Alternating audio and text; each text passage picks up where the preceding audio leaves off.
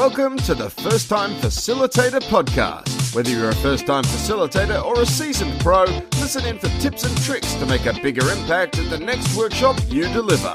And now, your host. She's allergic to watermelon, Leanne Hughes. Hello, everyone, and thanks for tuning into episode 33 of the podcast. I'm Leanne Hughes, your host of the show, and I'm here to help you develop and deliver workshops that kill. Now, on today's show, I'm chatting to Steph Clarke. Steph is originally from the UK and is now based in Melbourne, Australia. We met through a mutual friend, Stephanie Yeo, who is just a superstar, super connector. Steph Yeo introduced us both on LinkedIn because she had a wow moment from a conversation she had with Steph Clarke, especially about the way Steph makes post-workshop mojo sustainable through finding missing links. I met with Steph Clarke for a coffee a couple of months back in Brisbane, and we had a really fantastic, energising chat about our projects, and I knew that she would add tremendous value on this show. And she certainly delivers on this episode.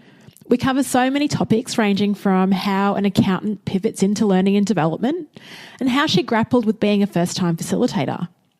She also shares why she's decided to focus her business on leadership and creating effective teams, how she's created a very unique and cool brand, and she also shares a book that she's read that has really influenced the way that she sets up her learning environment, but it also gives her the language to challenge clients on some of their decisions.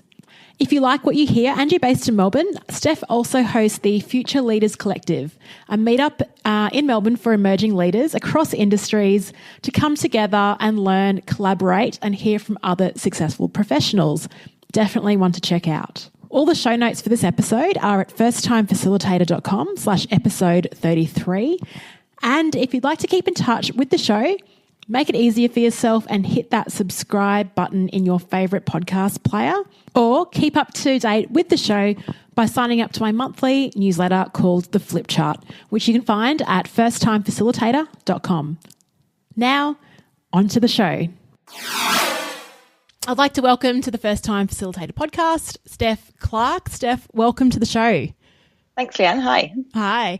Now, Steph, you've started your life as an accountant, and I love in your biography that you say that you realised you enjoy developing others more than deciphering technical accounting standards. And I think a lot of our facilitators, you're the first accountant that's made the pivot on the show, but I'm sure not the first accountant in the world that's done it. I know a few. I actually know a few too. It seems that accountants turn into L&D people later on in their careers. How did you manage that pivot? And why? What really drove you to L&D? I can't really kind of think about what the exact kind of moment was. So I thought actually L&D is for me. But I remember going on training courses when I was a young accountant and feeling like actually I wanted to be at the front of the room, kind of developing content and delivering the stuff rather than sitting there kind of having it taught to me.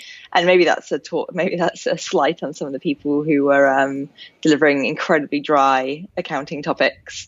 And thinking, oh, maybe I could be a bit more creative with some of this, and not that I thought I could necessarily. Well, actually, okay, I did sometimes think I could do a better job, but sometimes just thinking, surely this could come to life a lot more than it currently is, and be done in a different way, and kind of liking the idea of that challenge. Yeah, that's exactly what drove me as well, I think. I mean, you can't see Steph because you're listening in, but your eyes are just lit up talking about that passion that you have for being in front of the room. Is that always something that you've been comfortable with, being up the front? Well, I remember the first few times I did it, and despite me thinking like, yes, that's what I want to do, just being terrified. But I think a lot of that was less about being at the front of the room, but it was probably a bit more kind of the judgment of the people there and thinking, oh, this is what I really want to do. This matters. And actually feeling like I wanted to do a good job because, not that, I didn't feel like I wanted to do a good job when I was doing the accounting stuff, because I did. But it was more around wanting to prove that I was good enough to do this and almost justify that being my next career choice, which is a bit scary. It's kind of like that imposter syndrome that comes through, and obviously, and it's funny, accounting is it's a job where you're behind a computer, it's no one really sees it, whereas facilitating is very public, so everyone can have an opinion on it. Is that what you found when you made that transition as well? A little bit. And I think there's probably also feeling like, because I went into it when I was quite junior, relatively speaking, that I didn't have enough kind of technical knowledge to justify teaching. But I think there's definitely the old adage of those who can't teach. So I kind of have rode that wave, I think, for a few years of my accounting training life. And I think actually, and one of the things I noticed probably within even 6 months of doing the training, for the first couple of years, just as context, I did both. So I did training and I did accounting and just kind of switched between the two at different times of the year. And what I found was I was much better and I understood the concepts much more deeply after I'd done the training. And once I'd been thinking about putting it into different perspectives and doing it in different ways and explaining it to others, I understood it so much better than I did when I was just doing it and having it explained to me once or twice and then kind of having to get on with it. When you were sitting in that room and you were looking at the facilitators up the front and going, gosh, this is dry, like what are they doing? What then did you think that would be a good strategy for you to get engagement? And how did you start getting the skills to engage your audiences? At first I didn't. At first I sucked because I just did what everyone else did because that was the script and I just needed to kind of get over the initial fears. And then I thought, hang on, if I want to do this a bit differently and if I want to not have people looking like they'd rather be anywhere else in the room than in the room, I need to mix it up. So I think initially, and I still use this technique, is very much around a bit of self-discovery. So actually giving different topics for people to research in the same way as they would when they're at work, because someone's not always stood at the front of the room in the audit room or in the office telling you what to do. So actually giving people little projects to research, using the resources that they're going to have to use every day to research the technical topics anyway, and letting them then teach back, because it practices some multiple different skills, gets a bit of peer learning in there, gets a bit of social learning in there, gets a bit of discovery, and people then own it a bit more because they've actually done the research rather than being quite passive. So just trying to make learning a bit more active rather than passive. Yeah, here. Mm-hmm. Yeah, a lot of the time I think we see a lot of talk and people are lecturing and then it's just listening, and you think, who actually does learn that way? And like you said, we don't just sort of sit there in our cubicles learning by people talking at us. It's all about getting involved and having that conversation. So 100% agree. I want to move on to your attraction towards leadership, and that's a skill that you love to teach now. What was it about leadership that attracted you? There's all these topics going around: communication, presentation skills. Why leadership? I think leadership jumps out because I see it, and this isn't necessarily relative just to my industry, but I just see it done badly so often. And when I talk to people, when I have conversations with friends, with family, the thing that always sucks out their work is their leadership, or lack thereof sometimes, depending on the context. So I think because there's so many problems to solve, I quite like it because it's quite meaty. And there's always going to be work because clearly it's done. It's quite future proof as a career, I think. But, and I like that it is a bit broad, but you can go quite deep into different areas of it. So for me, the areas that I quite like to focus on are two. So one is emerging leaders. So those who have made that transition, particularly from technical competencies such as accounting, because that's my path as well. So those who have made that transition from technical roles through to leadership or management roles, and a bit like, oh, what do I do? And who are these weird people that I now need to lead? And where do I even start? And I've got this other work to do. I don't have time for them. And just trying to navigate that to make them more sustainable, build the sustainable leadership habits. And then secondly, teams. So actually working with teams at different levels, not necessarily just new leaders, but it can be quite senior kind of executive teams and leadership teams to help them be more effective. So actually building back some of the habits that they might need to help and to be more effective as a team, and just to sometimes get a bit unstuck, because sometimes with those teams they've been operating together a while, or they've had new people in and they're a bit like, oh, kind of need to start again, but we're not really sure how, because it's been a long time since we've had to do that. Yeah. So with those, like you said, the very broad groups, with the emerging leaders that you focus on, what do you think is the biggest struggle for someone that's stepping into a leadership role? I think there's a few things, and I think largely it comes down to having even an idea of your identity as a leader. Like, what do you actually want to be known for? Who do you want to be as a leader? What do you want your team to say about you, think about you in 3 months, 6 months, 12 months times when they're not in your team anymore, because I think it's very easy to, a lot of people are promoted into those ranks not because of their leadership skills, but because of their technical skills.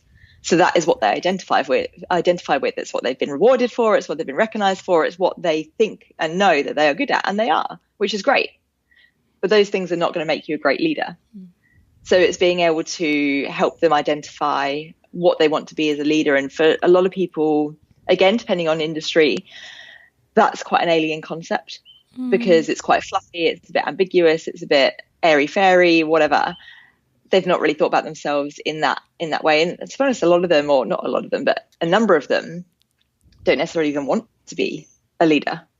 Yeah, just the natural. Or a leader of others necessarily, or a manager of others. They want to just do the work that they're good at and kind of get on with it. So helping them see how they can bring their strengths from their technical areas into leading others, and whether that's being a technical expert and being a technical leader, but still having some of those qualities of great leadership as well. And I think about leadership all the time. It's something that I work with at my organisation, and everything that you've said there is, I think, echoed in a lot of organisations right now. So you're right. You'll never be out of a job. Yeah. And it's funny with leadership. I think with all leaders, and I've had conversations with my mates around the barbecue as well, in all different industries, and there is that common denominator of, oh, my leader doesn't do this or this, they can't delegate, they don't speak well.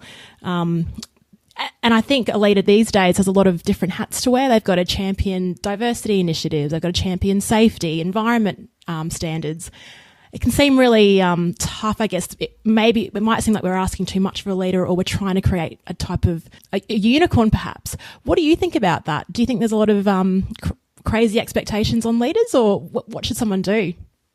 There really is. And I think it's not even just expectations, but the wash of initiatives that we throw at leaders, all throughout organizations, and from really senior to the kind of more junior leaders and managers, it's just unfair, because we're not setting them up right or well or fairly to really succeed, because they're trying to do everything. And when you try and do everything, you just do nothing. So I think there is a fundamental issue in I don't want to say workload necessarily, but I suppose that's what it all comes down to, because it's so broad. And we're also expecting the same thing from everyone. And whilst there's obviously a baseline of what we do need to expect, particularly around things like safety, if you're in the extraction industry or things like that, clearly there's a baseline. But that's not a leadership thing. That's an everyone thing.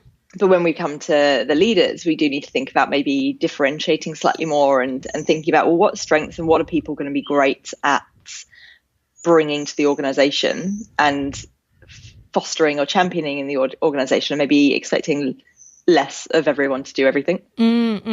Yeah, and that's what the whole strengths-based approach really is all about. Not everyone needs to be a champion of diversity. Not everyone needs to be all about the environment. Not everyone needs to deliver inspirational speeches at morning teas. Absolutely, yeah. Let's share that around. Now, you're talking about emerging leaders, and you said that one critical thing is to know yourself and what your legacy is, or how people perceive you in 3-6 months. And that sort of leads me back into the model that you developed, your framework. Do you want to explain that to our listeners and how you developed that? I think it's really great. Yeah. Thanks. Yeah. So my trifecta or Venn diagram for leadership is know your stuff, know yourself, know your team. Because I think when I think about all the challenges and all the different skills and behaviors you need as a leader, it really does boil down to those three things. And by team, of course, you can make that broader and think about your stakeholders, your organization, your customers, etc. Because there is a know others. So maybe in time that will evolve to know others rather than know your team. But if we start with know your team, I think particularly for emerging leaders, that's a good starting point. And then you can kind of take those behaviors and thinking a bit broader. I think the way I came up with it was really just, kind of synthesizing, I suppose, a few most of the different challenges I hear, and also the strengths that I hear from people as well. And when people are great, what is it they're great at? And it's usually something that helps with all three of those, if not 2 to 3 of those areas. And when I think about a lot of the skills and behaviors, so things like delegation, things like communication, again, you're good at those because you know yourself, you know your stuff, you know your team. So when you had talked about synthesizing the ideas, did you just sit down with a stack of Post-it notes and start drawing them out and categorizing them? What was your process? It was literally a shower idea. You can't say that. Oh, I know. I'm sorry. There was not much process. It had all just been obviously festering away in my brain, and literally just came to me one day. And I don't know if I was actually in the shower, but I was doing something really inane, like washing up or in the shower or something, when those moments come to you. And there it was. And so I went and scribbled it down and thought, oh yeah, I could work with that. And what I tend to do then is kind of leave it for a bit in front of me on my desk or something, on a post-it note or on a scrap of paper, and then just keep coming back to it and just testing, does that fit within that, and does this fit within that, and does with this work if I was using it in this situation, and then just kind of testing it on some courses and testing it on LinkedIn and in my newsletter and stuff like that, in some posts, just to kind of see how it landed. And if people came back and were like, that is, well, I don't know, I was going to say something a bit rude then, that is terrible. What rating this podcast is, sorry. I don't know. We've had a few people say explicit words on it. I think when talking about those situations they've been in workshops, so don't need to censor it. You're right. Yeah, because the reason I asked that is I think as facilitators we tend to use a lot of course, like leadership theory and models off from reviewed articles and all that sort of stuff, but it is nice to have our own IP and think about, well, what's our own opinion is on certain things and how we see the links. And I think that's a value that we can bring as facilitators. So I guess the tip there for first-time facilitators is to have more frequent showers. I think so. But also I think what you said is that you had this model, you let it sit there, you kept reflecting on it and coming back to it from time to time and then testing it, which is key. Yeah. And also just refining it and being open, because I think it's really tempting, and I definitely fell into this with this model and a couple of others that I've worked on and used more in specific courses and things. As you get really attached to it, you're like, I've had this idea and I might never have it again, and this is going to be it. And then you have to be okay with refining it or taking feedback, or it not working anymore, or it kind of becoming a bit outdated. So you have to really, it's absolutely great to have your own IP and really working on that. And that's something I spend a bit of time thinking about, letting the ego go and knowing that IP might not be great forever. And whilst you might have that eureka moment in the shower and think, this is the best thing since, something by Covey, you need to take a step back and think and be okay when it doesn't work.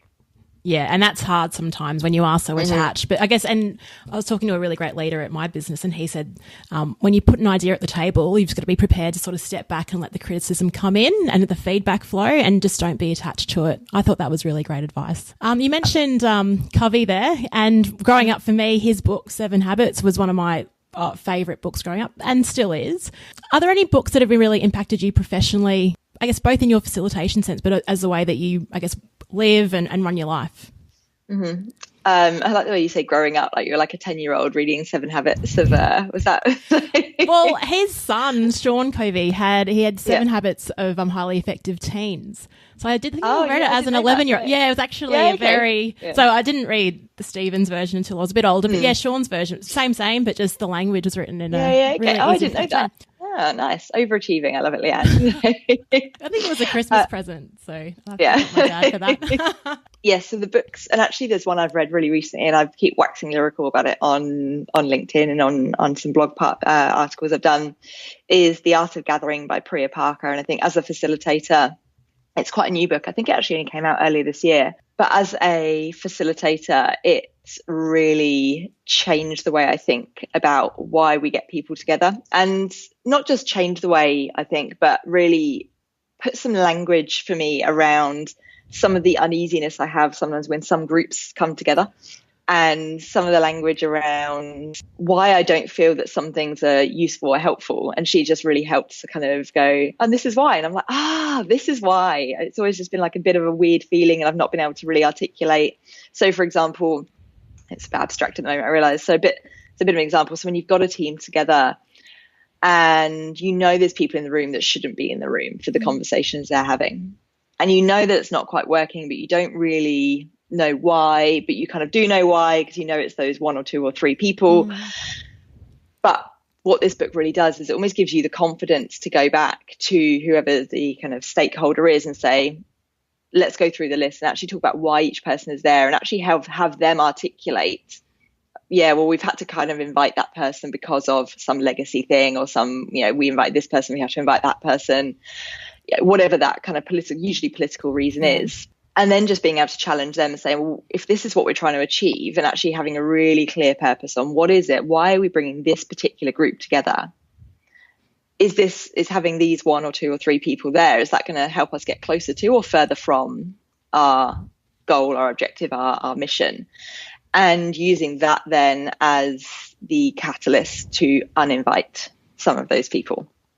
And it might be that which is, can be a bit controversial and a bit challenging, but using that purpose of why we gather and the art and how we're bringing and why we're bringing people together to then challenge who's there, why we're there, where we meet as well. And I think as a facilitator, we just rock up at the office or at the conference venue or whatever it is. And sometimes as facilitators, we're maybe coming in for a session as part of a bigger event. So we don't have the luxury of saying, oh, have you thought about why you're in this place? And they're like, no, we've just booked it because we use it every year. So we can't always have that level of control. But when we do, it was a great reminder to think about, what does this symbolize? What does this represent? Is this the best environment for us to have this particular conversation?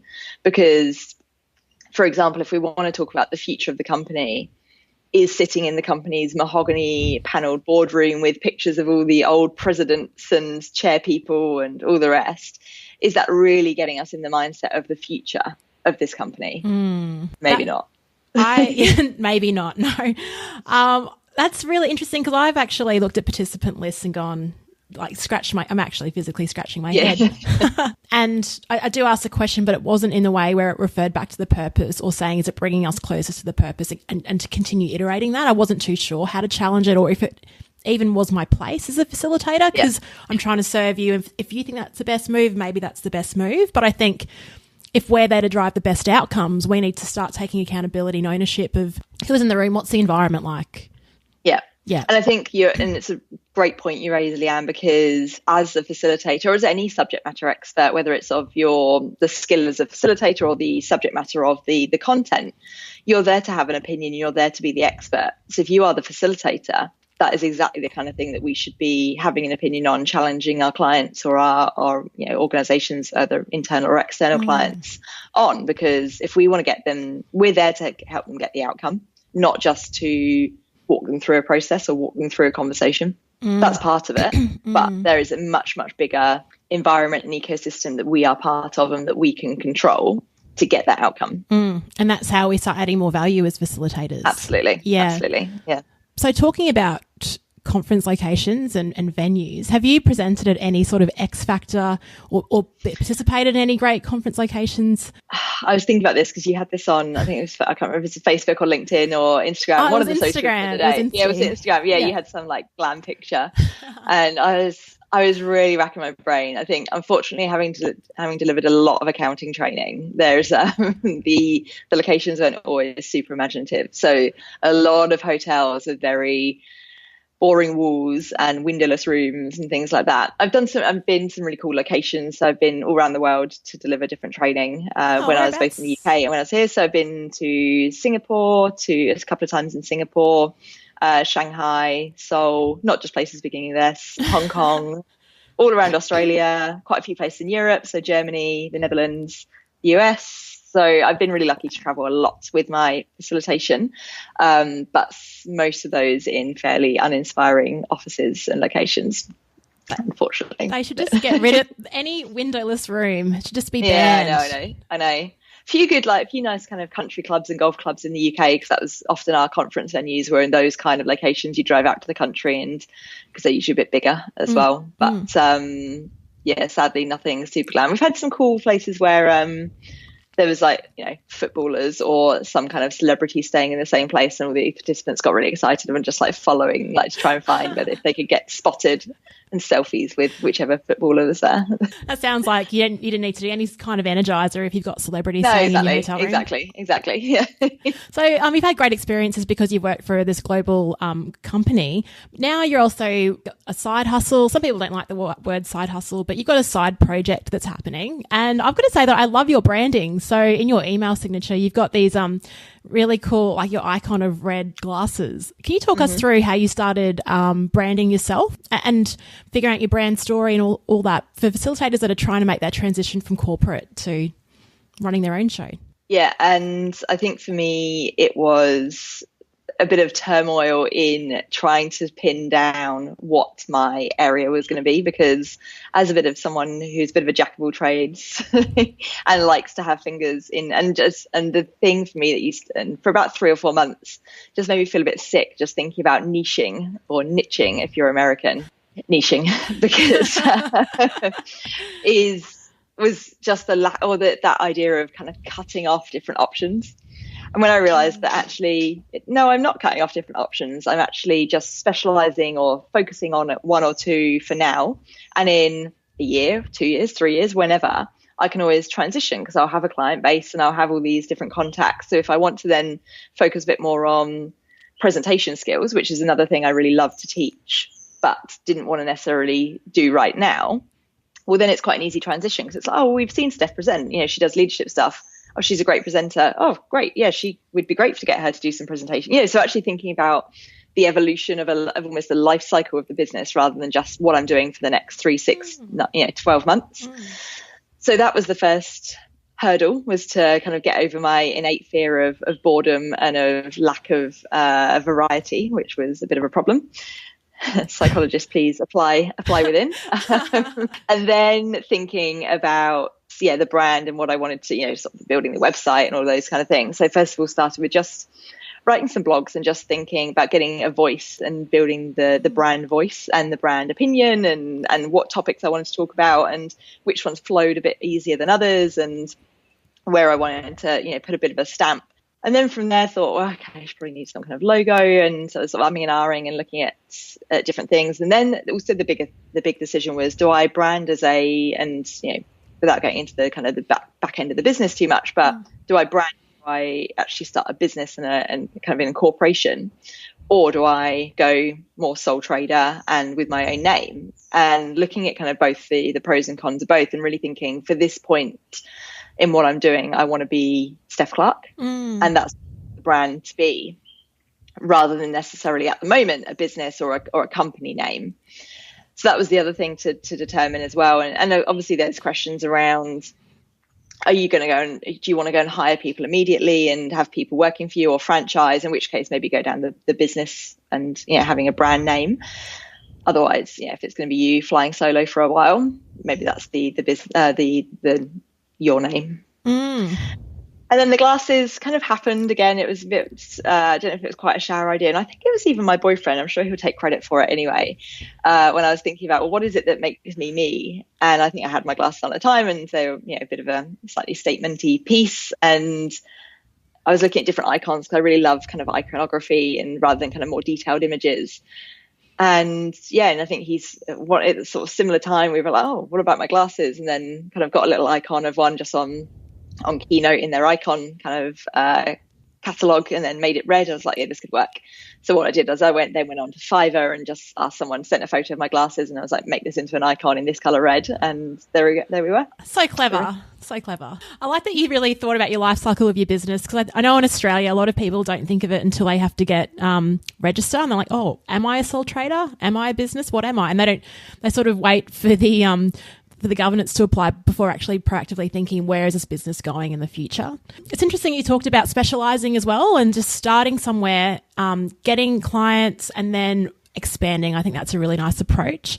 So what are you up to? What are you up to now? What kind of projects and courses and workshops? Yep. So I have just this weekend hit submit on my first Udemy course. So that's going to be very exciting. So I'm going to be using that really as a bit of a supplement to other things. So it's my Delegate or Die course, which I've run classroom versions for, and now is going to be available on YouTube. Cool name. Thanks. I recorded it all, and I did I did like the promo video and all the rest, and it all has obviously Delegate or Die through it. And I just thought, I hope they don't throw that, because you have to submit it to be reviewed first. And I thought, if they come back and don't like that title, I don't know what I'm going to do, because I'm going to start everything all over again, and that would make me want to die probably. So, or you could just delegate that to someone else. Yeah, exactly. Delegate that. Yeah, exactly. But luckily I looked on Udemy, and there's another one that's called, I don't know, Diplomatic or Die or something like that. So I was like, okay, cool. It's obviously okay. So this is good. Anyway, so that's one of the things that's going to be launched hopefully in the next week or so, provided the review all gets uploaded and submitted okay. So that's very exciting. And then outside of that, I'm working on something called the New Leader 12-Week Success Planner. which is going to be a combination of course, of coaching, and some other resources too, some of which are still in the pipeline. So I can't talk too much about them at the moment in case it all falls through, but give out some quite exciting things to actually help our new leaders take that first 12 weeks and think about what habits. So it's all based around the habit of leadership and the habits that you can be building in a sustainable way to actually help you as a new leader. And when I say new leader, it doesn't have to be someone who's, day one. It could be you've been a leader or a manager for a little while and you're just like, I've never really honed these skills and I need to actually think about refreshing or learning a bit more about my leadership style and skills, etc. So it's really helping them in quite a guided way to become better leaders and build the sustainable habits they need to lead. So there's content for that, and there's going to be some mixture of online stuff, some coaching packages with me to actually help guide through that 12-week process, and some classroom based sessions too. So there's going to be a half-day version in November in Melbourne, and looking at hopefully one in Brisbane as well, but working on some dates for that, but hopefully end of October. Oh, wow. You must be so busy. Yeah, it's stuff that gives me, and this, especially doing it on the side as well. So I work 4 days in my main hustle and then the rest of the week. And whilst I have one full day, also I'm delivering for clients in some of that time as well. So, it really is evenings, weekends. So I probably do, in total, probably 70, 80 hours between the two. So, but it's fun and it's creative. And I think the creative side, and there's some bits that suck my soul as well when I'm, filling in a spreadsheet with my expenses for that week or whatever with my my general ledger, mainly because that reminds me of accounting probably. but when something goes wrong on my website and I'm just like, oh god, why is this so terrible? But at the same time, like the creative freedom and I think just the possibility of where this could go and where the clients I can help and the people I can work with. Yeah, it's really exciting. I hear you. I mean, I'm on a 9-day fortnight as well. And that one day, it's just so precious and you can't afford to be tired or sleep in. You've really got to ramp it up, but then also use those after hours. And it's amazing how much time you do find in a week and what you can get done. And I think it's not tiring because, like you say, you get to be creative and make your own decisions, and it's really fun. I really love the thing that actually, I was just going to say, actually, that's just the point you made there around, it's amazing how much time you do have in the evenings. Actually, that is actually what started my business, was just a bit of boredom. So in the evenings, I kind of wasn't really, because I exercise in the morning. So in the evenings, I was sort of making dinner and then just sort of sitting and sort of festering. And I felt like my brain was disappearing. And this was probably a year after moving to Australia. So the first sort of year, there's a lot of other stuff going on. You're kind of like getting settled and going out and doing stuff. And then after that, I was like, oh, okay, what am I going to do now? And what's next in my career, and just thinking about that. And that's really where this whole thing emerged from, was, I think, again, my boyfriend just going, oh, why don't you start your own business? He's like, oh yeah, okay, I'll try that. Jeez, your boyfriend got you started in business and got your branding organised too? Yeah, no. I did not give him too much credit though. What I love about your online 12-week program for habits is that we often find that when clients approach you, internal or external, it's just to run a workshop. They don't really think about the embedding strategy. So something like a 12-week program, because it takes, I don't know what the theory that your read says, but I'm of the mind about 30 days to create a habit consistently every day. That's how I developed my habit of exercising in the morning. And then when you make it that habit, if you don't do it, you just feel terrible because it's so ingrained. So I think that course is going to be so useful for anyone transitioning. So well done on putting that together. That's great. Steph, if people want to connect with you, talk to you, find out all your stuff, what's one place that we can send them where they can do that? Yeah, LinkedIn is probably my most visited social media site. So LinkedIn is where I'm probably most active at the moment. So get on there and contact me there. So I'm Steph-Clarke, and I'm sure you can put the link in the show notes. Yes. And I've recently joined Twitter, which I did it while I was on sick leave, which I think was probably a massive mistake because it's just a vortex. But I just feel like, I think someone described Twitter once as one long shout. So, okay, go away. So I'm also on Twitter and Instagram, which is Steph_Clarke__, because someone had the one underscore already. No. So I know. And on Facebook too. So just Steph Clarke Leadership is where you can find me there. Perfect. So I'm everywhere, all the yeah. socials, but LinkedIn is definitely where I'm most active. Yeah. Your posts and videos are very active there. And also just if you want to look at how great her branding is, Instagram's really cool too. So Steph, we'll link to all of those in our show notes, but also it's been wonderful having you on nice, bright and early on our Monday morning. Great way to start our week. I think so. Covered so many topics from leadership to your career pivot through to skills of a facilitator, just in the space of 30 minutes. So I'm sure our audience appreciates that a lot. And all the best with everything. I can't wait to see how all your programs go and where you sort of, I guess, position your business in the future. It's really exciting. Thanks, Leanne. And I'm looking forward to, I'm sure we'll be collaborating at some point in the future as well. I'm sure we will. Mainly because I love coming to Brisbane. So just any excuse, I'm like, hey, Leanne, let's do something. For those based overseas, Brisbane's very sunny and Melbourne's sort of renowned for being quite chilly in winter. But it's all relative. So when you're from the UK, I'm like, this is cool because Melbourne's not that bad. No, it isn't. You're right. Thanks again, Steph. Thank you for listening to the First Time Facilitator podcast. I hope you enjoyed this week's episode. If you'd like to keep up to date with all the episodes, make it easy for yourself and hit that subscribe button in your favourite podcast player. Leave a review in iTunes. Every bit helps. Thanks again and speak to you all next Monday.